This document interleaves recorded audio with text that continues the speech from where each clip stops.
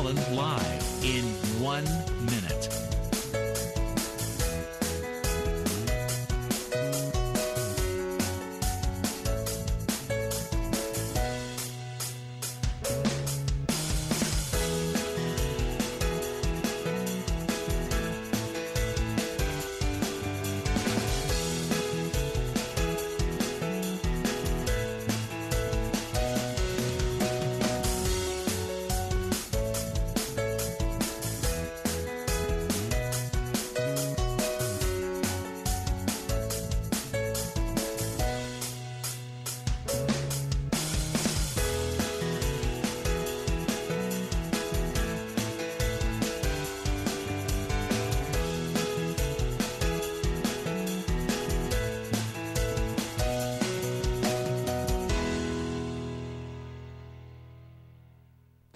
Welcome to Lynn Cullen Live at pghcitypaper.com. Email your questions and comments to Lynn at pghcitypaper.com.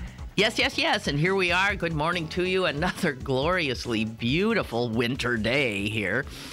It's March 16th.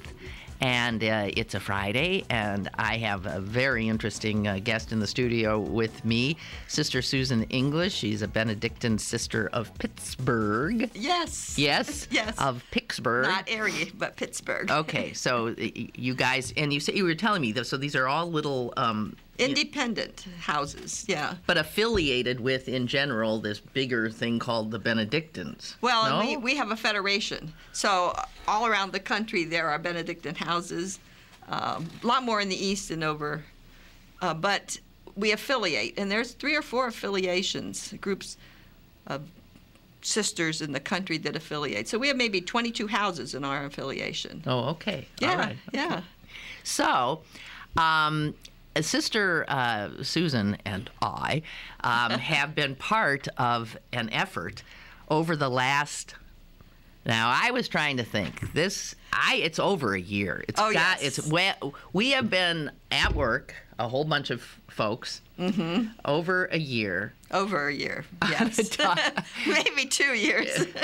Maybe it was like I think we started in 1722, but.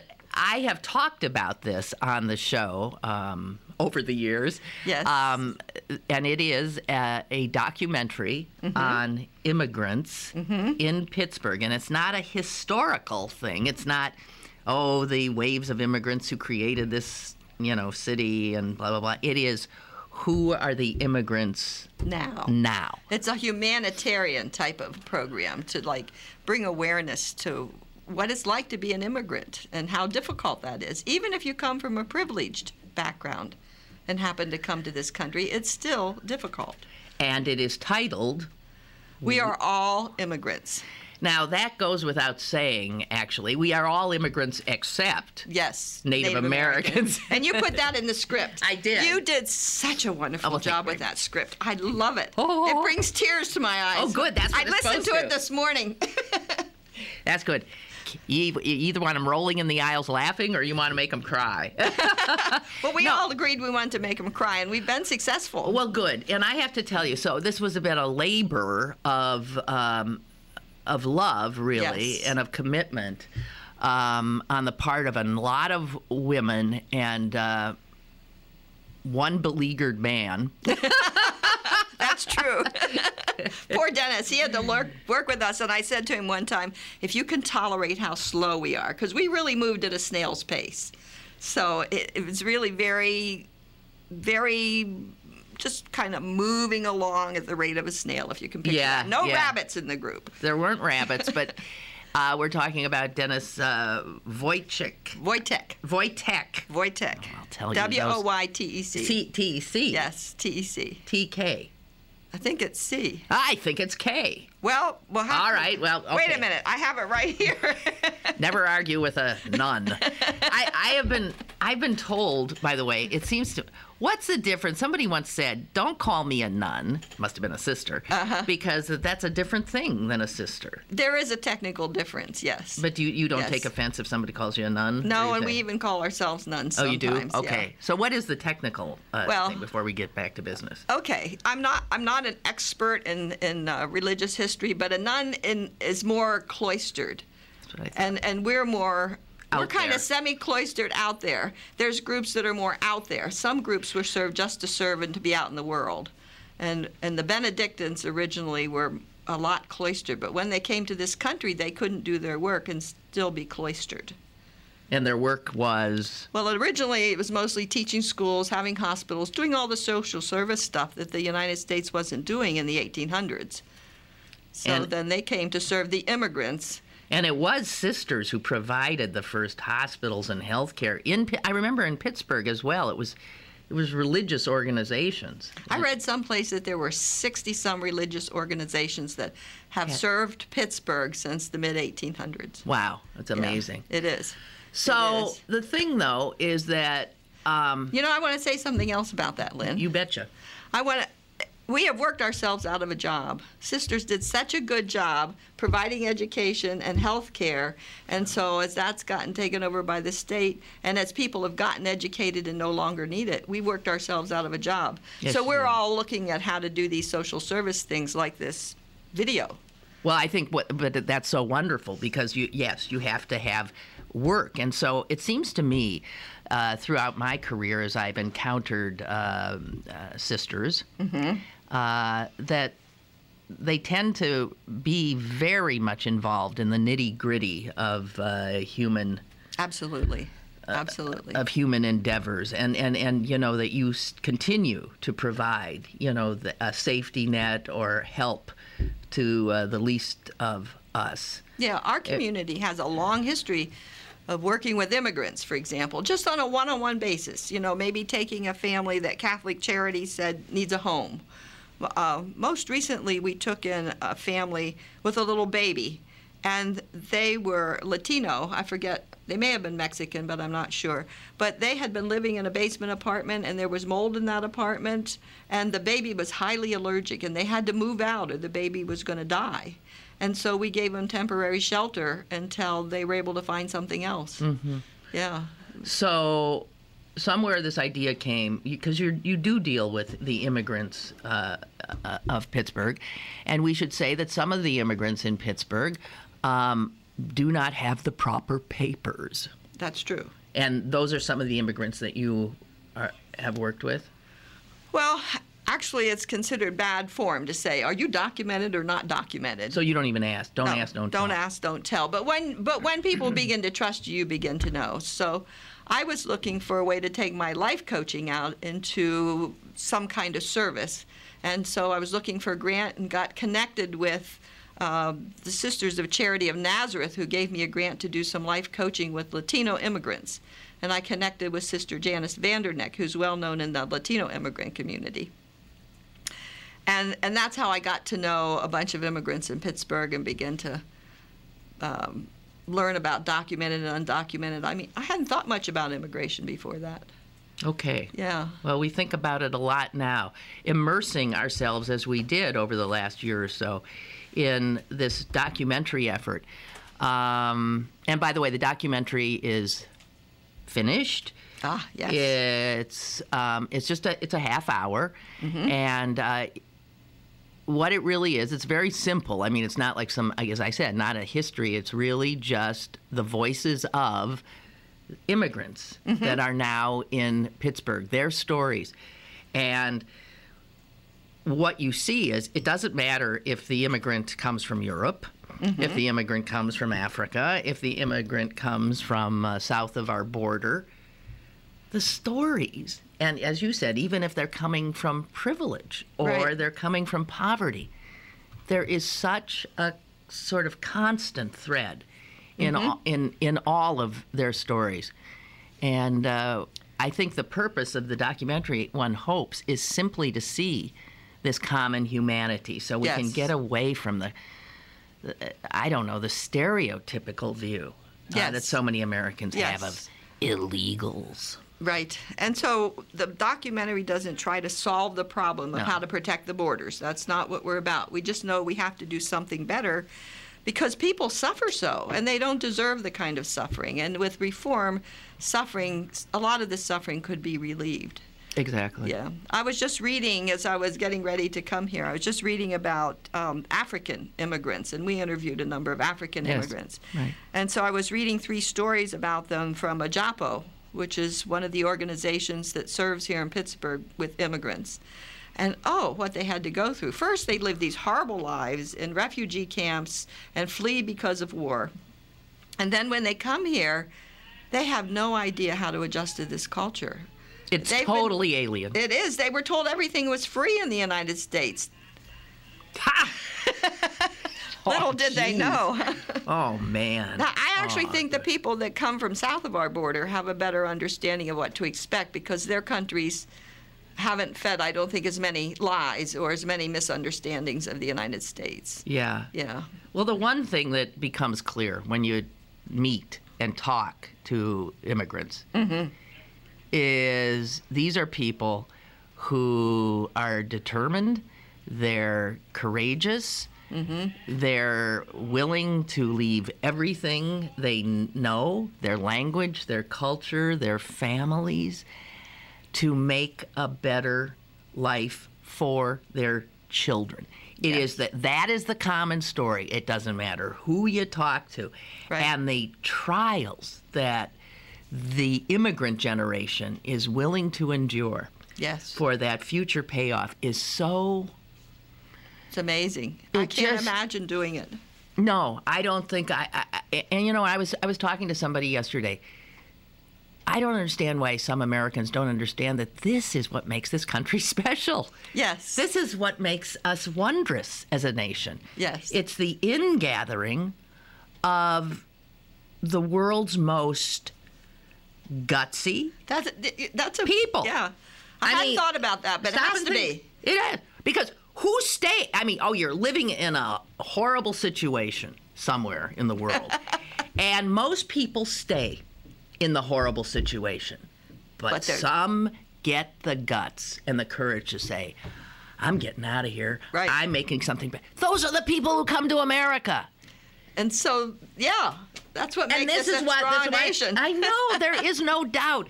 Our immigrant, the fact that we are all immigrants, as we titled the documentary, is the absolute essence of this country and the best of this country. And it just blows my mind how, with extraordinary regularity, Americans want to shut the door. Yes. After they get in. Yes, and they forget their immigrant story. Now, a couple generations, and they seem to forget that their parents came from someplace in Europe and couldn't speak English. They seem to have forgotten that completely. But, you know, what they all fall back on, those folks, is that, well, my grandfather came here legally. He came in on a boat and got off at Ellis Island with no money in his pocket. I mean, I'm actually speaking of my own grandfather here. Yeah, right. But here's what I want to tell those folks. When you talk to the people who are here illegally, undocumented, the ones that are used for political fodder, the ones who are caricatured to the point of, you know, like there's some kind of a horde coming to take our jobs and, you know, and do criminal acts and who knows what and have to be stopped at, you know, at all costs. One of our local politicians actually said that in a speech, that they were coming here to just take advantage of us, to just be criminals, and then they were going to take all that wealth home, I guess, is what he thought. What it's like. That sure sounds go like and rob you of your that tools. Sure sounds like Daryl Metcalf. I don't remember which one it was. That's who it was. I have no doubt it was, that fine Christian Daryl Metcalf. Yeah. Okay. I don't know what he did in school that he couldn't think any deeper than that. Well, he obviously didn't have good teachers like the Benedictine Sisters to help him learn. Yes.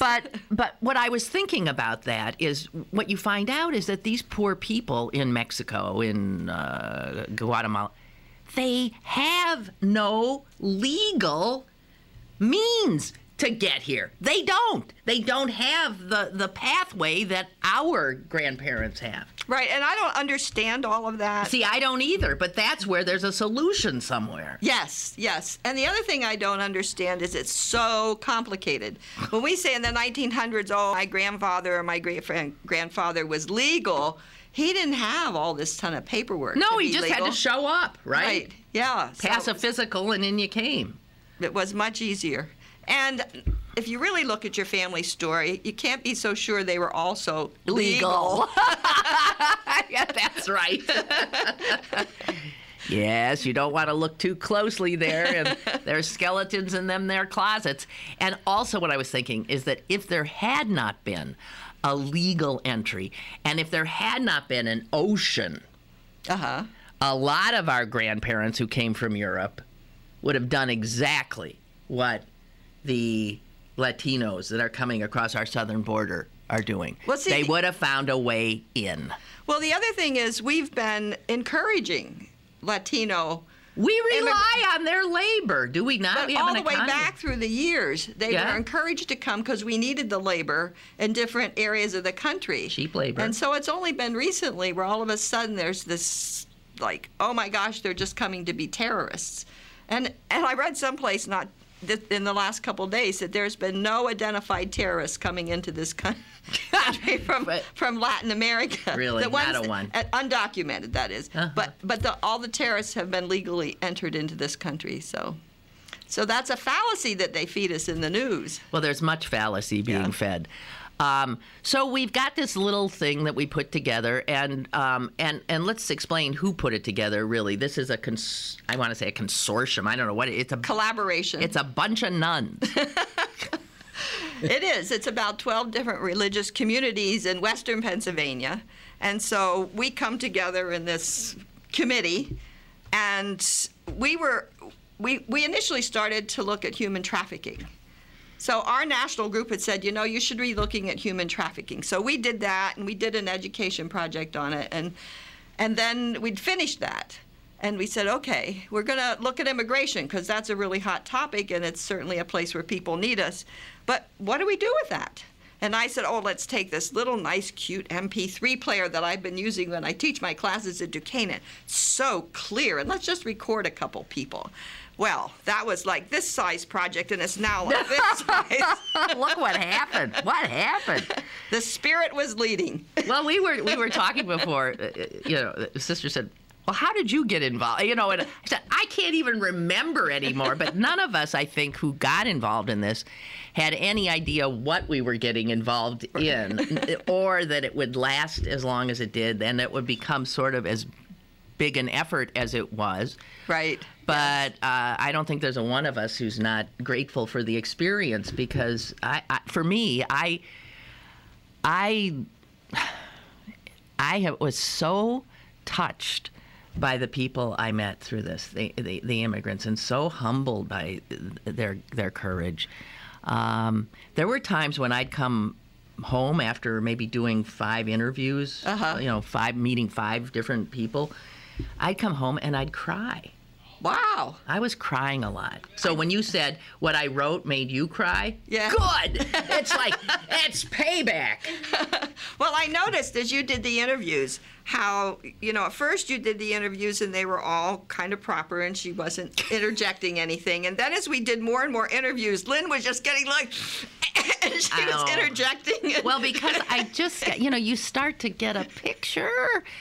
Anyway, for people who might want to see what we done did, everybody's invited, right, to this? Everybody's invited. You're all invited a week from Sunday. Right.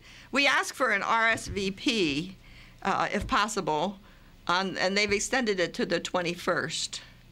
And so... Is this at the History Center? Yes. John Heinz History Center on...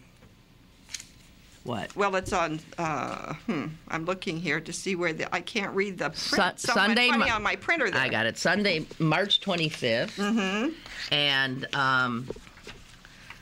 you could... But I was looking for the telephone number to RSVP. Oh, yeah, that got all messed up. Well, I can give you my number. For some reason, it printed in Swahili. I know, it got really weird. How odd. No, you don't want to give your telephone number out. Well, my telephone number is on the other, if you want more information, it's Here. often my telephone number. Okay, wait a minute. What's this one? Oh, no. Don't give your phone number out. Okay.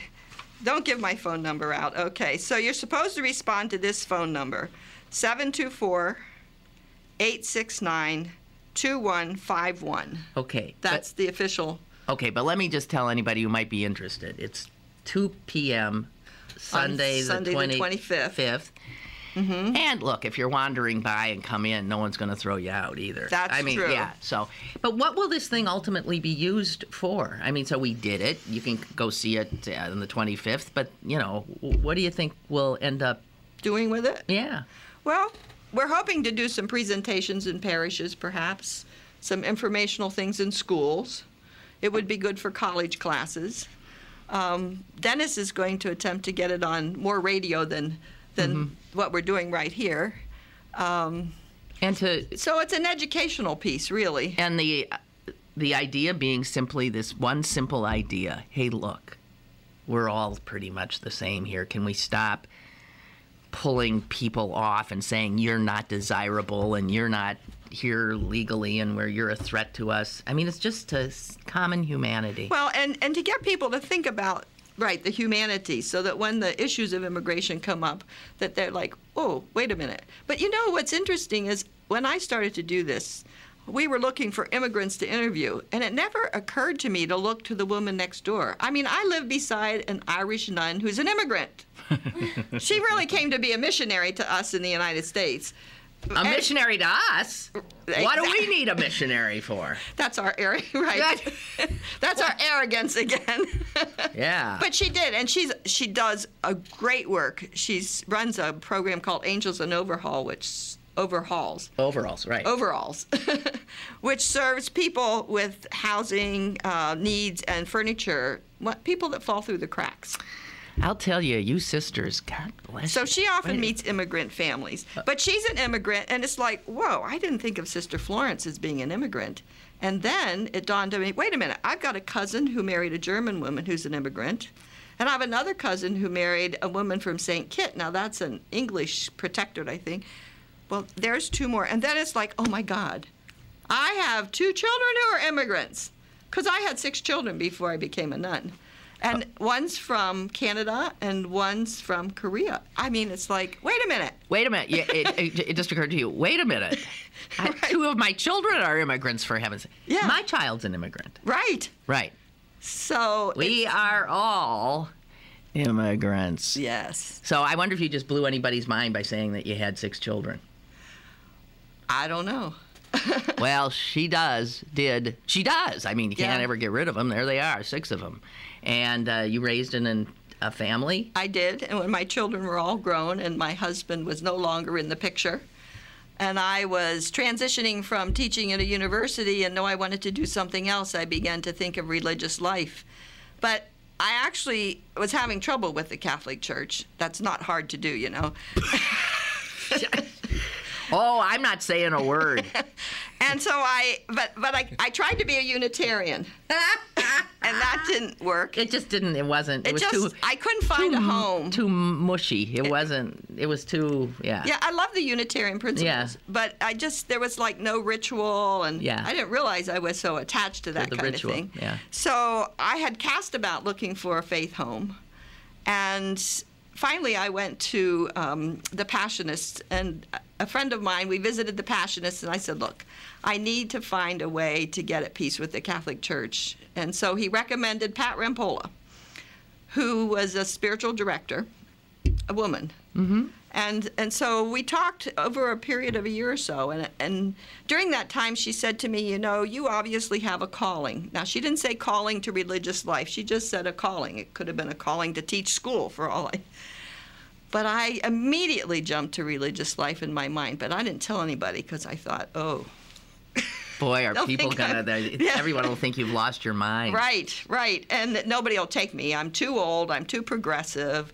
I've been divorced. I mean, who's going to take me? Because Yeah. my perception of religious women was still in this little box. You had to be under 30, and you had to be interested in teaching school, and you had to wear a habit. And, you know, I still had a pretty conservative idea about what nuns or sisters did.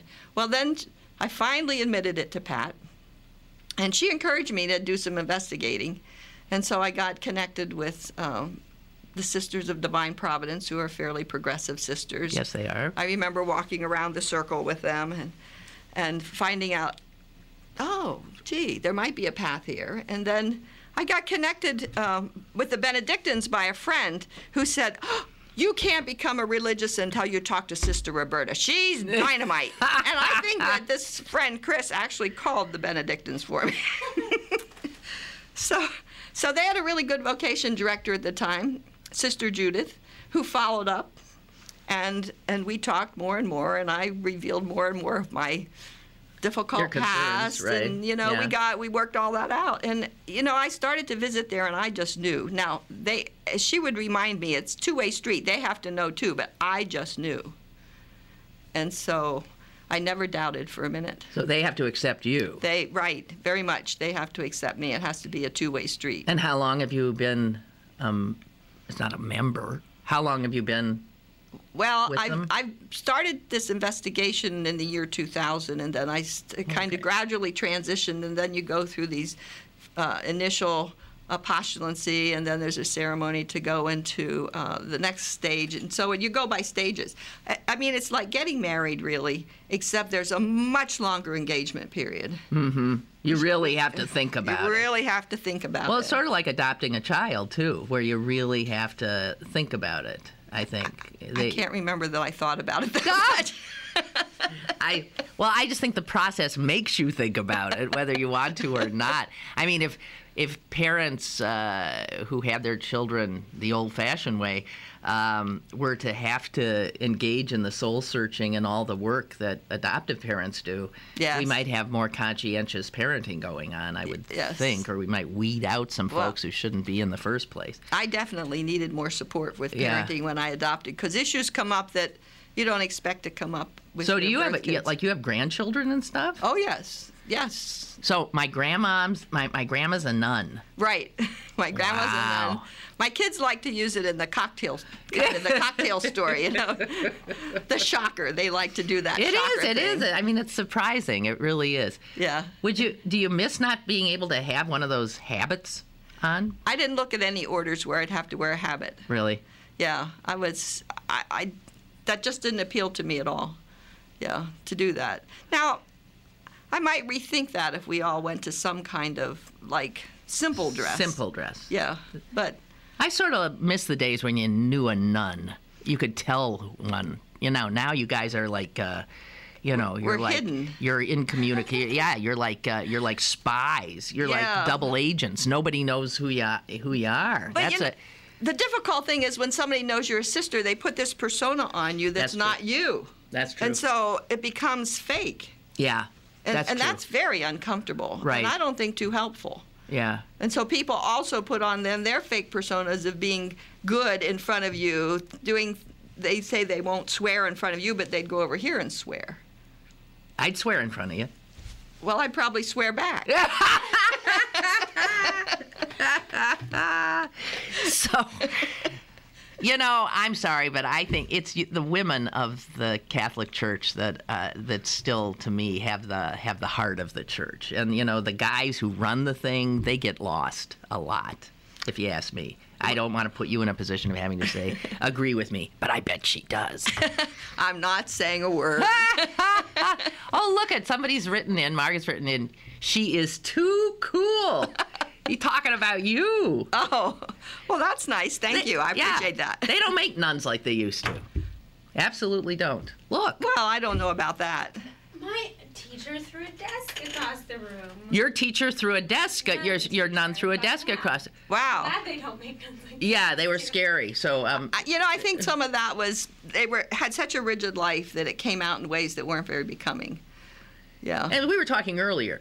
They'd come into, being, called to be a sister when they were, 18, 19? Oh, some of them started at St. Benedict Academy when they were 13. Okay. And they weren't full-fledged nuns, but they started on the path And then as soon as they were And out they of- really don't ever, they didn't experience the world, and very sort of, some of them never got to experience it. Others got to go out in ministries where they had a taste of the world, and they really got to see reality. So, but I live with this group of fabulous women, and they all have their different gifts, and it's a wonderful community. More people should try it, because recently my dad died, and just having that support of that whole community meant so much. It's going to bring tears to my eyes. oh, I'm Yeah. sorry for They were. Oh. Well, he was elderly and very ill, and we did the best we could, but that community just meant so much. Buoyed you, huh? I feel so sorry for women that are out there and all alone. Their children are grown all over the country. Their husbands are gone, divorced, died, and they're all alone. How big a transition, though, was it for you? I mean, you were a totally, independent, free, knowledgeable, worldly woman. And then all of a sudden, I was looking at Rod Blagojevich walking into the federal prison yesterday, and I'm thinking that, at some point, you are giving up some of your freedom when you walk through that door, when you take that, right? Yes, that's true. And So how odd was it initially just to get used to a totally different reality? Well, you mentioned prison, funny thing, but I had worked in a prison, so maybe I had been, I was kind of used to like going in and knowing what a rigid life prison was, and then I had lived by myself, and I didn't find It wasn't that big a deal. But it is for some people. When I felt it the most is when you come to the point in the journey where you have to give up your car, your credit card, and your cell phone. Because you give all that up. You give everything to the community. Like, I don't get paid. You get no pay. I get no pay. The community gets my pay. I get an allowance from the community, which is pretty small. A lot of people struggle with the materialism, that they're used to having more stuff. Yeah. But now my job requires a cell phone, a computer, and a car. So you got the cell phone So I got back. it all back. All right. Not in exactly the same way. Huh. But Fascinating. yeah. It is fascinating. Yeah.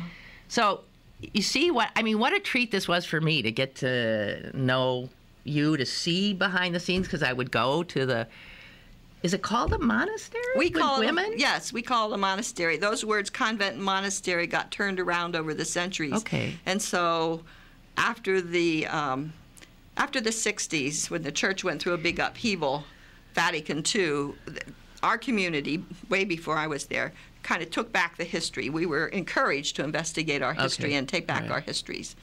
So they started to call them monasteries instead of convents, in the Benedictine order. Okay. You can't imagine how complicated it gets. I mean, there's so many orders and so many There thises are. and that's, and I just, I can't keep it straight. Well, the sisters don't either. We don't, in the early days, they almost were competitive. The Benedictines didn't associate with the Divine Providence or with the Franciscans. And so some of our elderly sisters remember the first time that they taught in a school where sisters from different communities all lived in the same convent, and what an original idea that was. Wow. And how they had to maneuver to Wow. get along. I mean, religious life history is interesting. I hope to have more time to read it now that I finished this little project of We Are All Immigrants. On to the next job. Yeah. So, here's what I wonder, because when I've been at the monastery for meetings with you guys, I note that most of the sisters I see are not spring chickens. That's true. It's a community of older women. It So is. what the heck's going to happen? I mean, you don't see young women. The one time I saw a really young woman, she was African.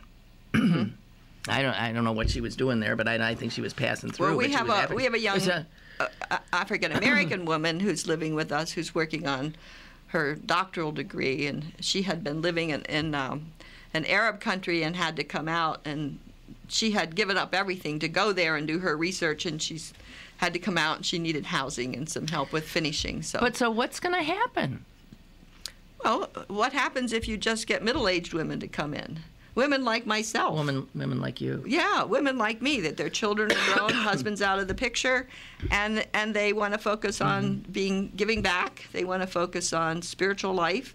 And so what happens if you look at taking in middle-aged women and letting us grow to our elderly years? There's still a lot of life and a lot of service left in us. Yeah. And there's so much experience There is. that you represent, too, which is so wonderful. Right. So it's a changing picture of religious life, but I have no fears that it's going to disappear. Good. Yeah. No. There's Right. religious life in all religions, actually. We don't always know about it, but Right. there's a form of religious life in all religions. So, And it's ancient. heaven knows. And there's, and people feel this need, as you did. Right. As you did. Right. So, It's been wonderful. Sister Susan English, excuse me. Is there anything, it just occurred to me that we're, Off Yeah. the topic here. yeah, we're really off the topic, but I just Yes. I find you fascinating. Well, thank you. But so what, did anything happen in the doing of this documentary that struck you in particular, other than what we've... Well, Dennis Wojtek really struck me. We had interviewed and investigated some other videographers to get educated, and it just looked like, oh, this is not something we can do. It didn't fit our style. And then we met Dennis at Panera's. Sister Betty, who was the one that got you involved, Sister Betty and I went to see Dennis at Panera's, and he sits there and he's relaxed, and he said, oh, yeah. He said, we'll just take a few pictures and we'll see what happens. No, that's the way we act. Oh, jeez. That's what he said? We just take a few pictures and see what happens? Videos. Well, here's what happened. I mean, the fact is we ended up with a half hour, and as we said, this is no big treatise on immigration law, nothing to do with it, on anything. It is literally the faces and voices. It is the story told in their own words. And the piece we haven't touched on is how they contribute. You touched a little bit on it, but they do talk about it in the film, how they want to contribute. Oh, gosh, they come here to contribute. They don't come here to take. No, and they so often feel stymied in their desire to contribute. No, just fine human beings that I got to meet as a result. And some of the people that we interviewed in this are no longer here. Actually, one had to go into hiding when her husband was deported. And one had a mix-up with her papers and is back in Africa. Oh, no. Yes, one of the women. And Oh, no. one of them had Pedro. He got picked up on a minor offense. He's been here for a long time, has his own business, married an American woman. And they picked him up on violation of immigration law, and he was deported. And another woman we've kind of lost track of, Cristina Astorga, came from the Philippines. So I want to work a little harder at tracking her down and getting connected with her and just letting her know how successful this is. What about the beautiful young woman who graduated from high school here? She's back in Mexico. I think she's going to go back because there's no way for her to do higher education at a rate that she can afford. Not here in Pennsylvania. She can't do it. Mm-hmm. And also, I think she said she wanted to be, a dentist. She wants to be a dentist. And now this is somebody who went to high school here, who came not speaking English. Her English is impeccable. She's got spirit. She's smart. Oh, she's a great leader. As a high school student, she was a tremendous leader. This is a kid that we would want to keep. Yes. Hang on to. Yes. We're throwing her out. Yeah. Just like it is just... Yeah, I can't bear it. She's going of her own accord, but she doesn't have any way to... She doesn't really want to. She doesn't. No, she doesn't. But she doesn't have any way to use her gifts in this country and to get the education she needs to use her gifts. So she ends up leaving. So about a quarter. We interviewed 21 people, and I think I can identify 5 of them now that now are not here anymore. Mm-hmm. And not by their own doing, probably. None of them by their own No, none of doing. them by their own doing. They got.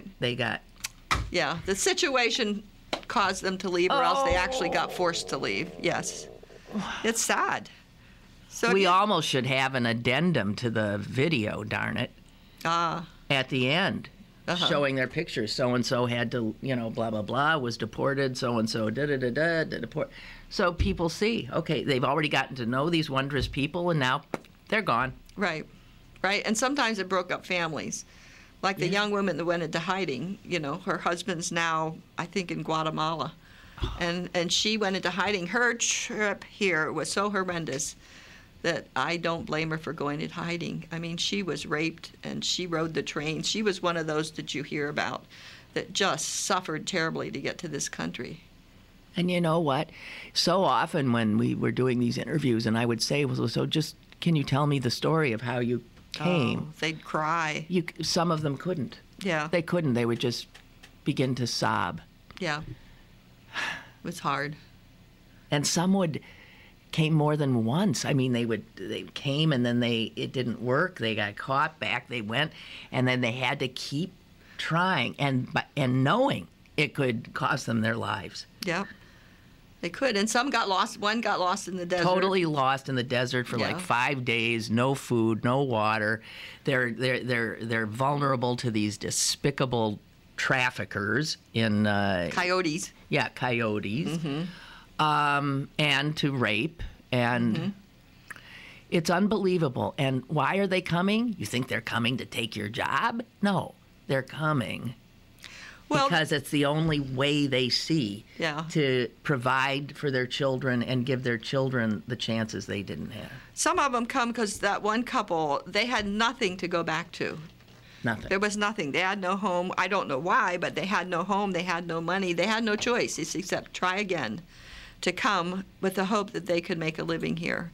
And, the bishops support this. This is one of the places where the sisters and the men agree. We really want to see this worked out. Right. The bishops are actually progressive on immigration. Yes, and I'm very thankful for them for being progressive on immigration. Right. This is one thing where you can work with them and not have any problems. Yes. We won't go there. We won't. We are done. It's really such a pleasure. So again, it's a Heinz History Center on the 25th. That's a Sunday. That's a Sunday from 2 to 4.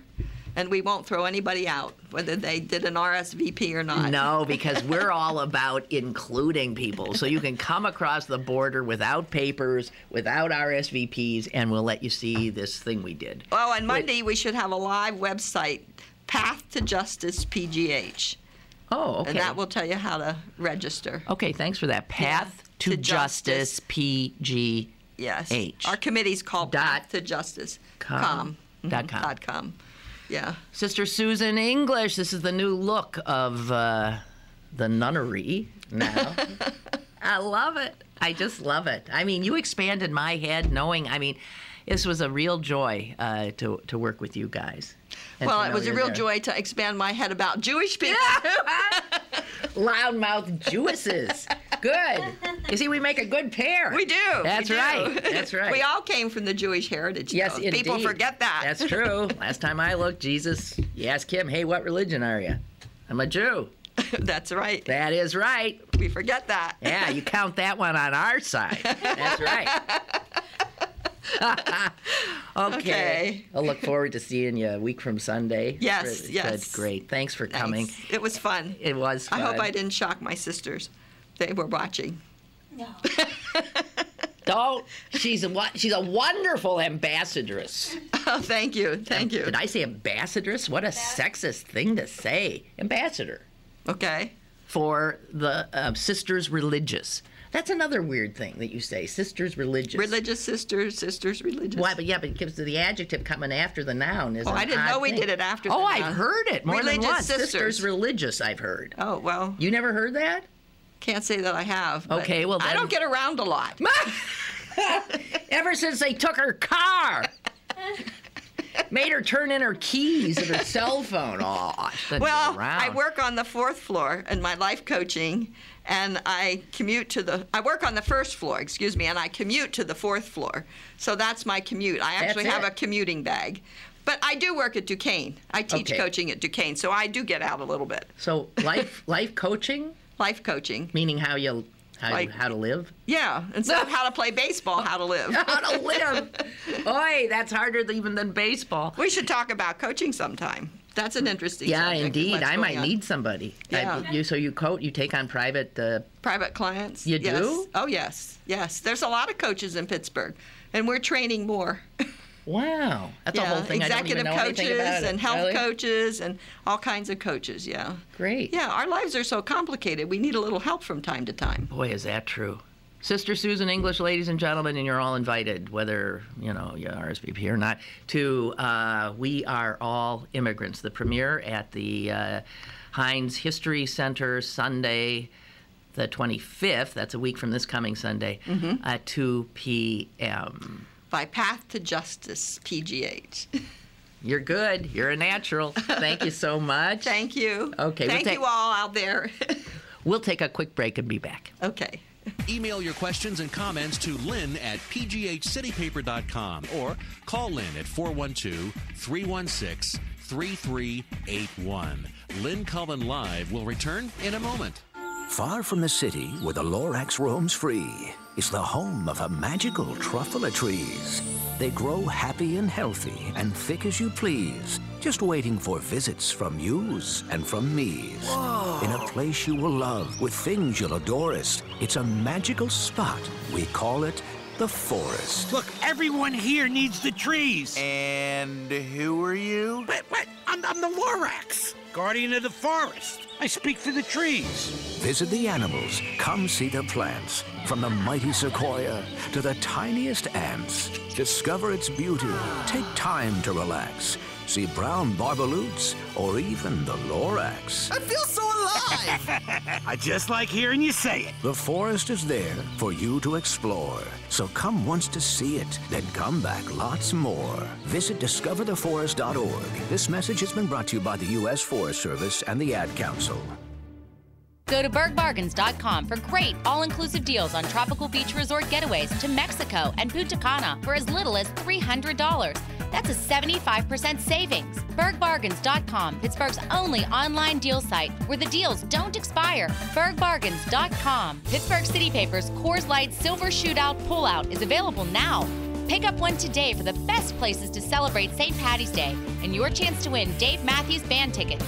Pittsburgh City Paper, available at over 1,700 locations throughout Western Pennsylvania and on the web at pghcitypaper.com.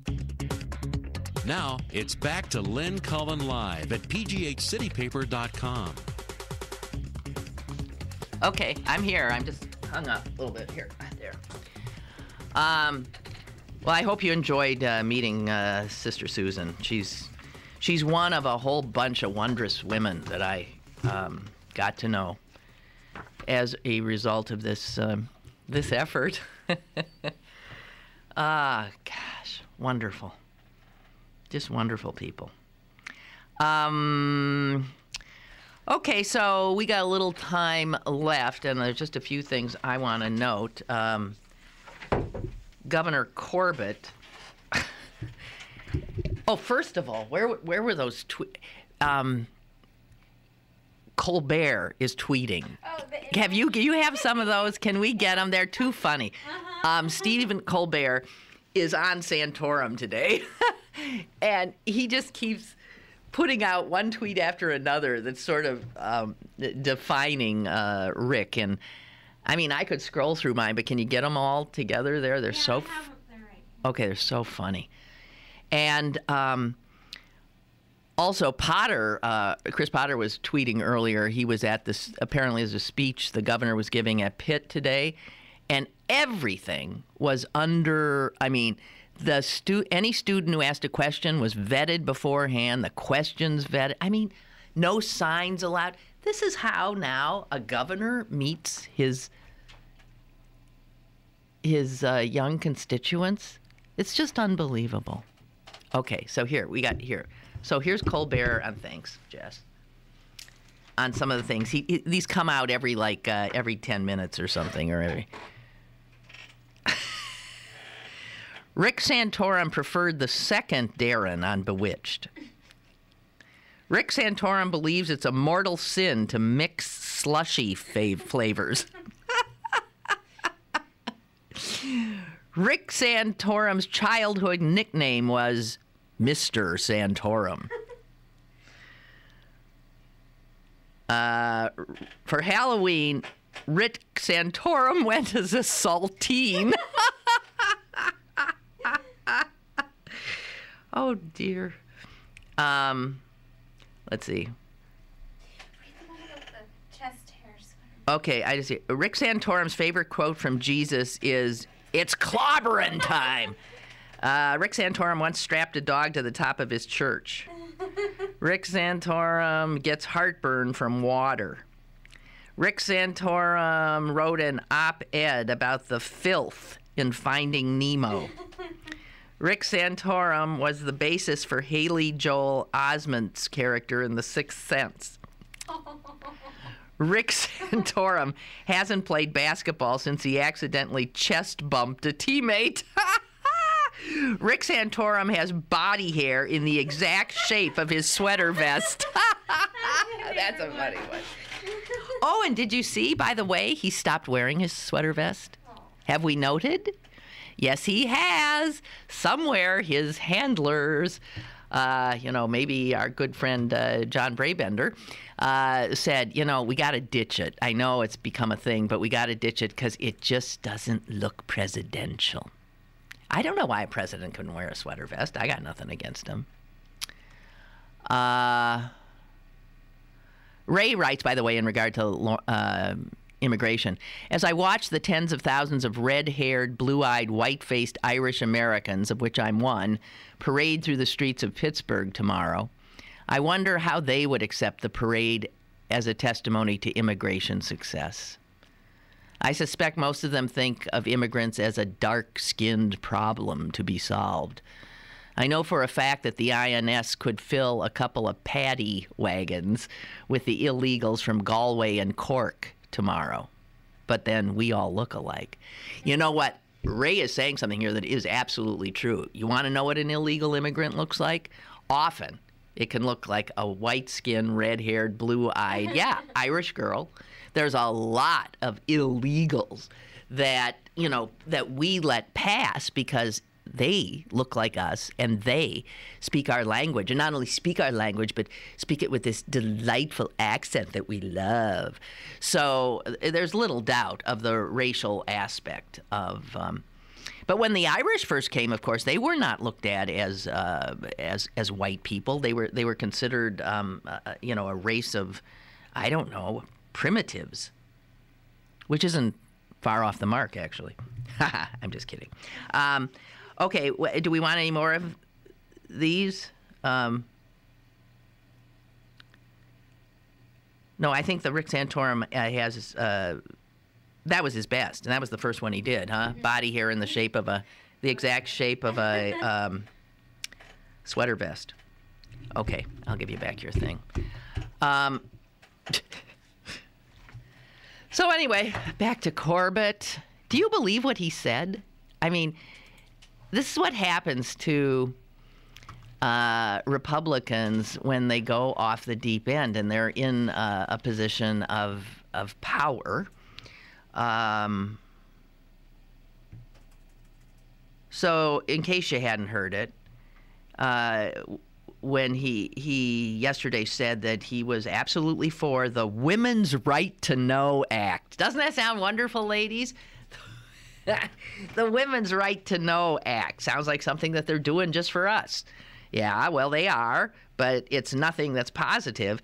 This is the bill that is in the state hoppers now, legislative hoppers, that would require doctors in Pennsylvania to perform an ultrasound on a woman if she wants an abortion, perform an ultrasound, and then offer her 2 copies of the image that results. And also, this bill in Pennsylvania would also play the fetal heartbeat and describe the heart in detail before she gets anywhere near having an abortion. All of these are the things she's going to have to go through, and the condescending crap about calling this the Women's Right to Know Act. Women know their own bodies, and they certainly, the more I think about it,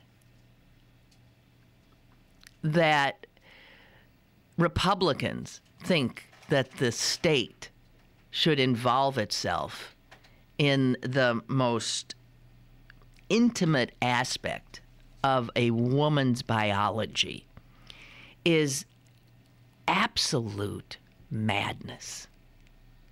Absolute madness.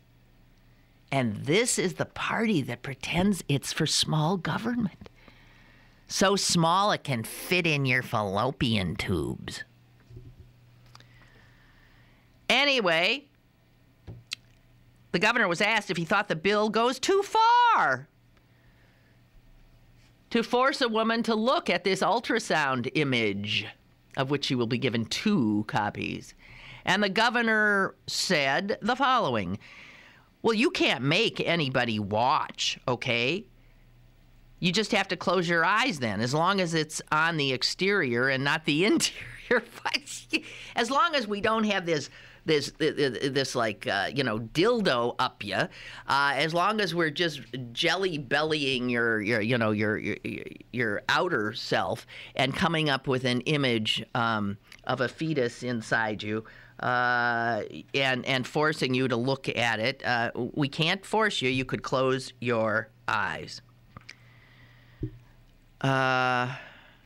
Okay, so let's say the woman goes that she is in a position to be told she has to do this, and she can protect herself from this by closing her eyes. I'm sorry, words fail me. Words fail me. And by the way, speaking of a religious issue, I happened upon an article the other day about burials, Jewish burials of stillborn children. Don't ask me why or how, but I did. And in which the Orthodox rabbis were arguing what is the proper means of burial of a stillborn. And guess what, guys?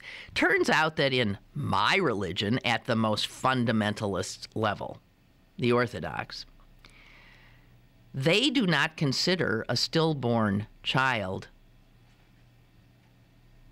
as a person. They don't consider a fetus a person. So the Orthodox, these fundamentalist Jews, would not agree with any of these personhood amendments because the rabbis have spoken and said that if a being is inside the woman's womb, it does not constitute a human life until it's out and, in fact, has survived for 30 days. So there's religions and there's religions. There's my opinion, there's your opinion. And that this sense that we're all supposed to agree on what the Catholic Church or some evangelical churches have decided about the beginning of life. The fact is, my religion, an older religion, says that is not human life yet. I could argue that they're wrong, but it just made me think, wow, these fundamentalist Jews are often in line with the fundamentalist Christians, as we have seen. But on this one, they are not. They are not. And this is why religion doesn't belong in our laws, in our secular laws, because we are a country made up of all kinds of people who have different ideas about what constitutes the beginnings of life and whose religions teach them different things. So it's not for the government to get involved in deciding which religion got it right. It's not for legislatures to decide which religion's idea is correct and then to codify it into a law so that women have to be subjected to all of this crap, closing their eyes. getting involved between a woman and her doctor, a woman and her own pregnancy. Makes me crazy. Colette writes regarding Colbert's tweets, Rick Santorum could not have gone as a saltine. He probably believes that Halloween is Satan's day. Oh, you know what? That probably is true. But a saltine is so perfect. It's not just white bread. It's white brittle bread. It's white uptight bread. Hang on, I got a few more. John says, really? Right after the 45 minutes with this nun, you're going to switch to talking about abortion and women's rights? You should have let her know and made this a more interesting conversation. Hey, listen. Yeah. But as she pointed out and we've pointed out, these nuns are a lot more liberal than the guys. A lot. I mean, I'm not saying all of them are.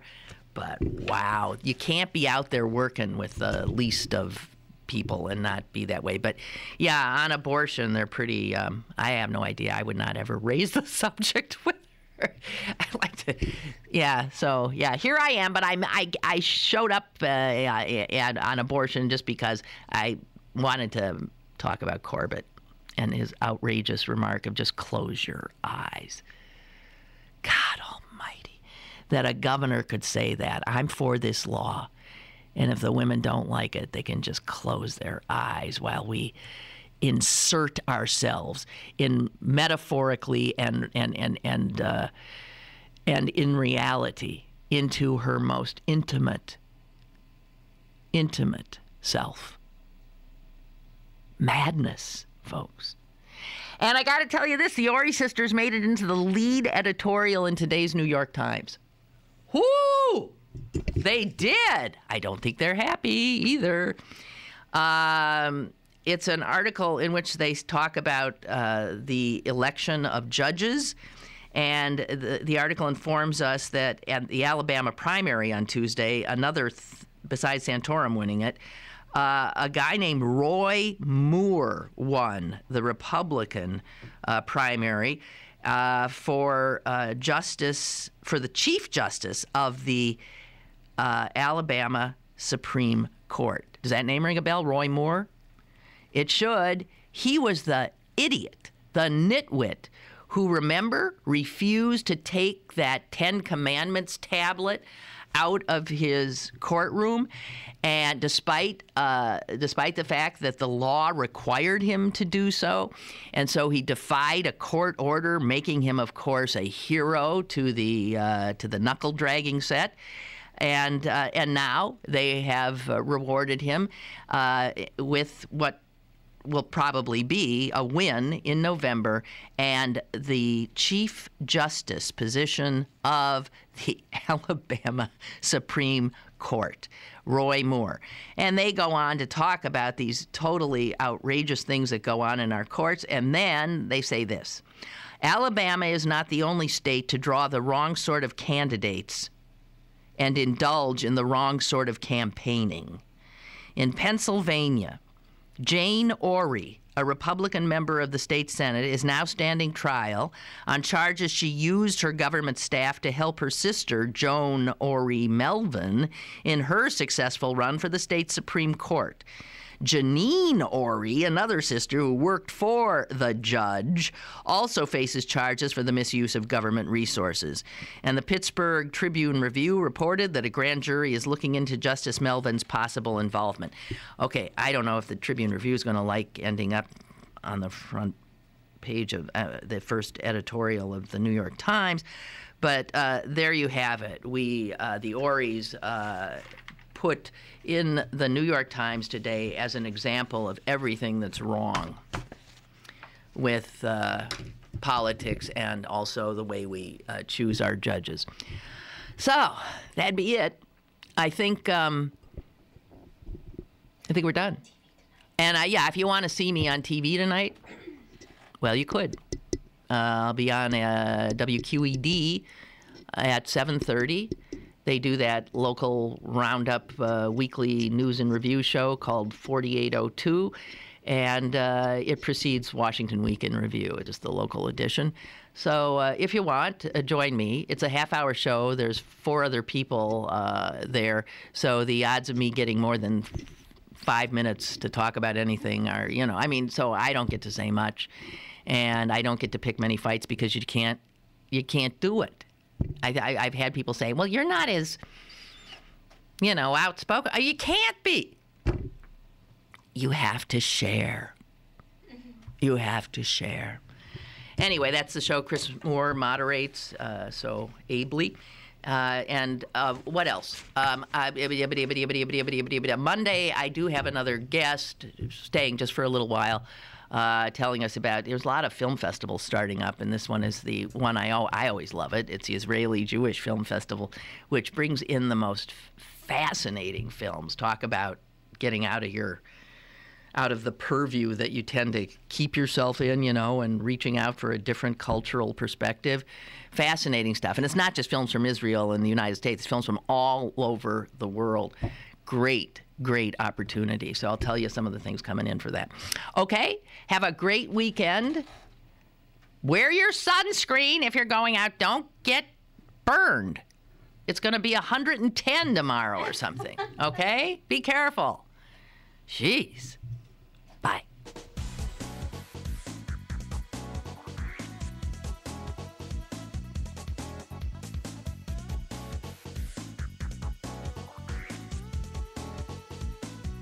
Lynn Cullen Live, Monday through Friday from 10 a.m. to 11 a.m. and archived at pghcitypaper.com. The opinions expressed on Lynn Cullen Live are those of the host and do not necessarily reflect the viewpoints of Pittsburgh City Paper, Steel City Media, and its advertisers.